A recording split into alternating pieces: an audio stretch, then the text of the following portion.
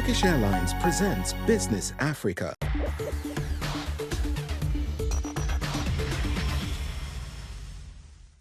Hello and a warm welcome to this episode of Business Africa. I'm your host, Afolake Oyiloye. The top stories this week. With unemployment on the rise and a downturn in diamond demand, can Botswana's new administration succeed in driving economic diversification? We'll hear expert insight on the challenges ahead. In Ethiopia, despite efforts to reduce fuel dependence and pollution, electric vehicles owners face obstacles due to limited charging infrastructure and repair facilities, leaving many vehicles unused. And finally, the unchecked disposal of plastic waste is clogging hydroelectric stations in Bukavu, DR Congo, raising concerns of further power disruptions. As the world's second largest producer of natural diamonds, Botswana is now led by a new administration facing pressing economic challenges. High unemployment and decreasing demand for diamonds are among the issues the government must address. Botswana, once a model of stability and economic success, now faces challenges. A global diamond market downturn, rising living costs and unemployment at 27%. Despite the former administration's pledge to diversify, the economy remains heavily dependent on diamonds, vulnerable to market fluctuations. Climate change poses added risks, with desertification threatening agriculture and water resources. Under former President Masisi, economic growth slowed amid weaker diamond demand and competition from lab-grown stones.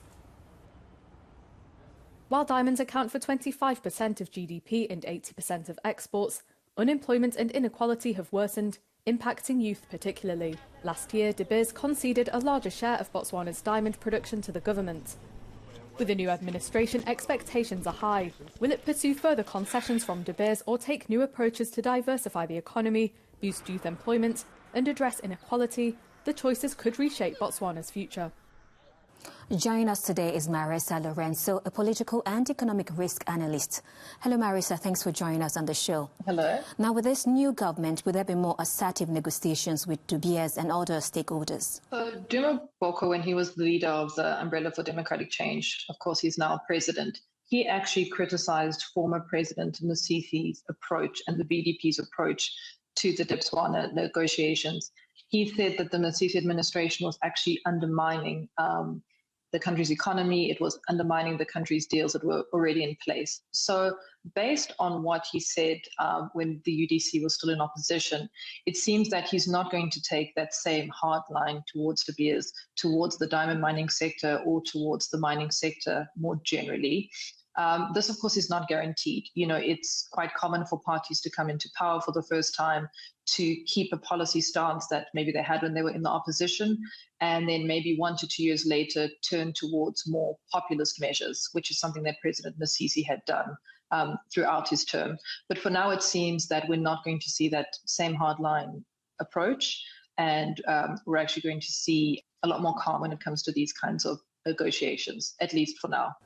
Now, with this new government, what are the strategies for economic diversification, and are they progressing? Yeah, so the BDP for many years, has spoken about economic diversification, and it always focused on doing it through the technology sector with like e-services, things like that. But this never really got off the ground. It was much more talk than action, and really it continued to be very, very, very reliant on the diamond mining sector for revenue. It didn't make, in my opinion, a really sustained or genuine effort to move away from that. The one thing that President Masisi did do, though, during his term in office, is he banned agricultural imports from South Africa, I think over 30 items. And his aim with that was for Botswana to become much more self-reliant in its agricultural sector. Now, it's a good idea on paper, but it's a tough one to implement because then the government also needs to give much more support to growing the agricultural sector, which at the moment is very, very small. So something that, the new administration could do is they could try to continue with that. But again, it's not working that well because, again, Botswana just is not able to produce all of the food that it needs.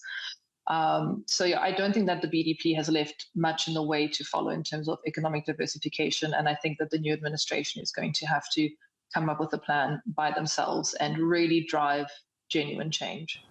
Now, has the rise of lab-grown diamonds affected Botswana's diamond industry?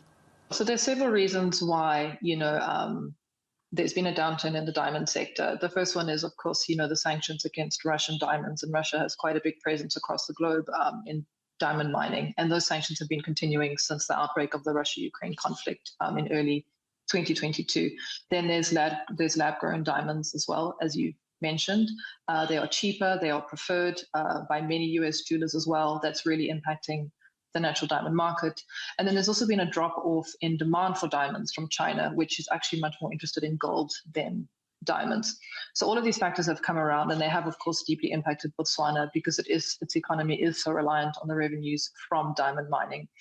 Botswana has one thing to its advantage, which it did manage to capitalize on in 2022, which is the fact that it doesn't have any Russian involvement in its diamond mining sector, which means that the demand for diamonds from Botswana has managed to be relatively high, even as other markets were struggling. But at the end of the day, the economy does have to diversify. And I think that we have seen a lot of panic from the Botswana government at diamonds not bringing in enough revenue. And this is in part what drove former President Masisi's negotiations with De Beers, and what forced him to take such a different approach is this panic to realize that actually there's not much other support coming from other areas of the economy. So I think it's in a tough position. I think it will continue to be in a tough position for the next few years.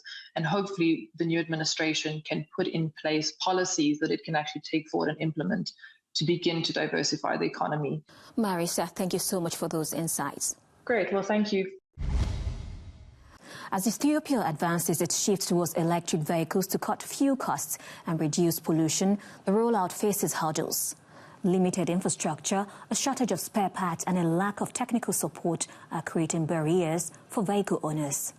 After Ethiopia's fuel prices surged this year, Diriji Hailu, a taxi driver in Addis Ababa, bought an electric car, aligning with the government's push to phase out gas-powered vehicles. Yet he soon encountered challenges, such as scarce charging stations and inconsistent electricity, restricting his ability to drive outside the city. There are some challenges owning an electric car. People's major concern is about the lack of charging stations everywhere, which limits the ability to be able to drive out of town because of this issue. That is the fear most people have. This transition follows a recent government ban on importing non-electric private vehicles, a move intended to save foreign currency and encourage green technology. Authorities report some success with over 100,000 electric cars imported each month. The goal is to reach 500,000 monthly imports by 2030. Despite these ambitions, Addis Ababa residents remain skeptical.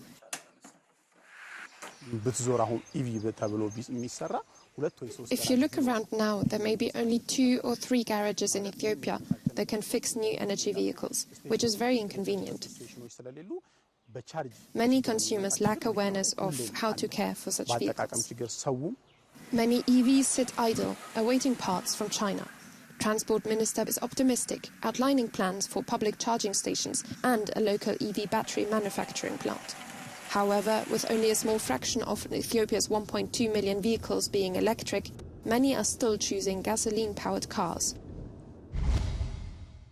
Frequent heavy rains in eastern DRC are causing power outages as plastic and household waste clogs the hydroelectric stations in Bukavu. This waste accumulation threatens the electricity supply in Bukavu, Kamembe and Bujumbura. Here is a closer look. Plastic and household waste are causing frequent power outages at the Ruzizi 1 and 2 hydroelectric power stations, which supply electricity to Bukavu, DR Congo, Kamembe in Rwanda and Bujumbura, Burundi. Heavy rains carry waste into the dams, disrupting operations. The major consequence is that with these plastic bottles being thrown into the power station, and because plastic bottles do not degrade right away, they'll cause failures in the machines which can cause malfunction. Bukavu lacks waste disposal sites and public trash cans. Residents therefore dump waste into drainage systems or leave it outdoors. This poses a threat to the hydroelectric plants as plastic waste accumulates and jams machinery. Although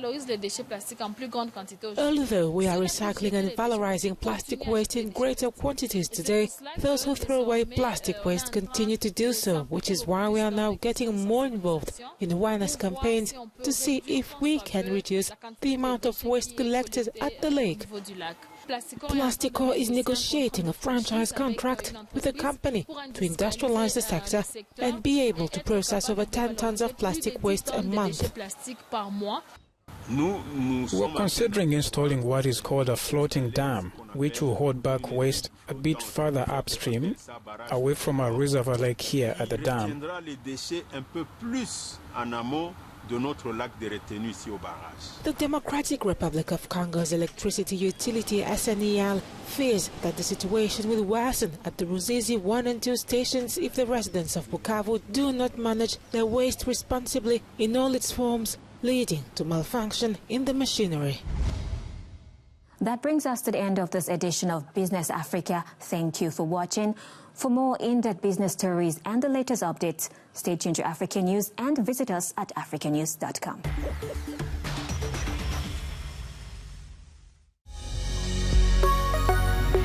Business Africa was presented by Turkish Airlines.